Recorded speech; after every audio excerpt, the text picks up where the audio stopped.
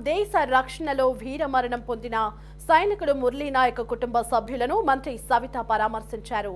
ఈ సందర్భంగా మురళీ నాయక్ చిత్రపటానికి పూలమాలలు వేసి ఘన నివాళులు అర్పించారు. మురళీ నాయక్ కుటుంబాన్ని ఓదార్చే క్రమంలో మంత్రి సవిత భావోద్వేగానికి గురయ్యారు. చరిత్రలో జవాన్ మురళీ నాయక్ పేరు చిరస్థాయిగా నిలిచిపోతుందని, అపారమైన దేశభక్తితో మురళీ నాయక్ సైన్యంలో చేరారని, ధర్మం కోసం దేశం కోసం ప్రాణాలు వదిలిన వీర సైనికుడని కొనియాడారు. మురళీ నాయక్ కుటుంబానికి రాష్ట్ర ప్రభుత్వం తరపున ఎల్లవేళలా అండగా ఉంటామన్న మంత్రి తన వంతు సహాయంగా మృతుని కుటుంబానికి 5 లక్షల రూపాయల సాయం అందజేస్తున్నట్లు తెలిపారు. ఇక మురళీ నాయక్ లాంటి వీర సైనికుల త్యాగం వృధా కాదని, ప్రధాని మోదీ నాయకత్వంలో పాకిస్తాన్కు తగిన గుణపాఠం తప్పదని హెచ్చరించారు.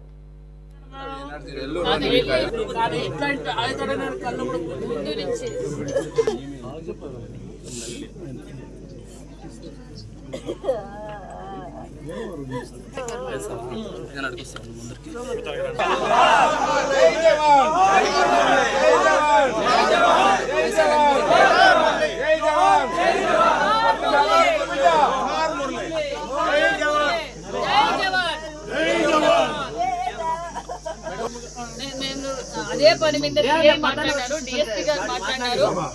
రేపటికంతా బాడీ తీసుకొచ్చి రేపటికంతా రేపు మధ్యాహ్నం అన్నారు. కేంద్ర ప్రభుత్వం నుంచి పెద్ద పెద్ద అధికారులు వస్తారు. అందరూ వస్తాము. మేము అన్ని దేశమంతా ఇప్పుడు మురళీ నాయక్ వైపు చూస్తుంది. దేశమంతా పెద్ద పెద్ద ఆఫీసర్లు వస్తారు. అమ్మా ముఖ్యమంత్రి గారు సెపరేట్ గా మన రాష్ట్రం తరఫున అందజేస్తారు, ప్రధానమంత్రి గారు అందజేస్తారు. ఈ సేవలు గుర్తిస్తాం.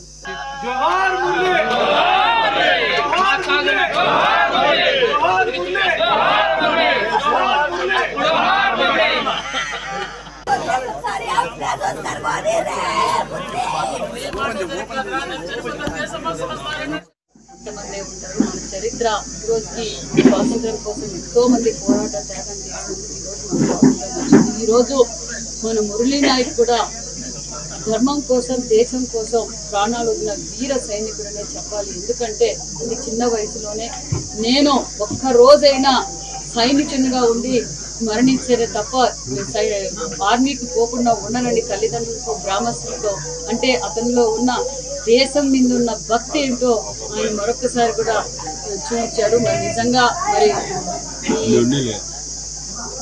సత్యసాయి జిల్లా పెనుగొండ నియోజకవర్గం గోరెంట్ల మండలంలోని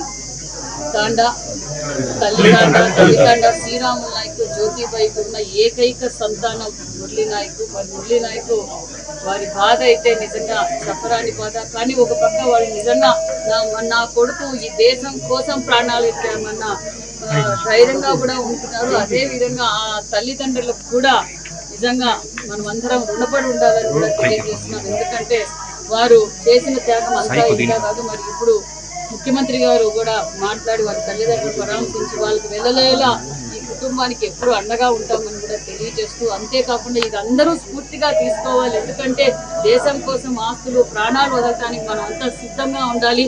ఎందుకంటే ధర్మం కోసం ఈ రోజు మనం పోరాటం చేస్తున్నాం. ఒక పక్క నరేంద్ర మోడీ గారు కావచ్చు, ఒక పక్క మన ముఖ్యమంత్రి చంద్రబాబు నాయుడు గారు మన దేశం కోసం అన్ని వేళలా అన్ని శ్రమించడానికి మనం సిద్ధంగా ఉండాలని కూడా తెలియజేస్తూ, ఖచ్చితంగా పాకిస్తాన్ని భూస్థాపితం చేయబోతున్నామన్న విషయాన్ని కూడా తెలియజేస్తాం.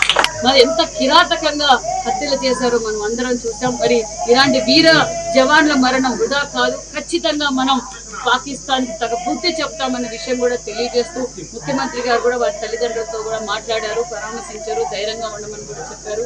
అన్ని విధాల ఆ కుటుంబానికి రాష్ట్రం నుంచి కావాల్సిన సహకారం, కేంద్రం నుంచి రావాల్సిన సహకారం ఖచ్చితంగా ఉంటుంది. మరి ఈరోజు నేను కూడా వారి కుటుంబానికి ఆసరాగా ఉండాలి. ఎందుకంటే వాళ్ళ కుటుంబ పోషణ మొత్తం అబ్బాయి మీదే ఆధారపడి ఉండేది. మరి అబ్బాయి కుటుంబ పోషణ ఇబ్బంది పడుతుందన్న ఉద్దేశంలో నేను కూడా ఒక 5 లక్షల రూపాయలు చెక్కు కూడా అందజేశాను. ఖచ్చితంగా ఎల్లవేళలా ఆ కుటుంబానికి అండగా ఉంటామని కూడా తెలియజేస్తూ, జోహార్ మురళీ, జోహార్ మురళీ.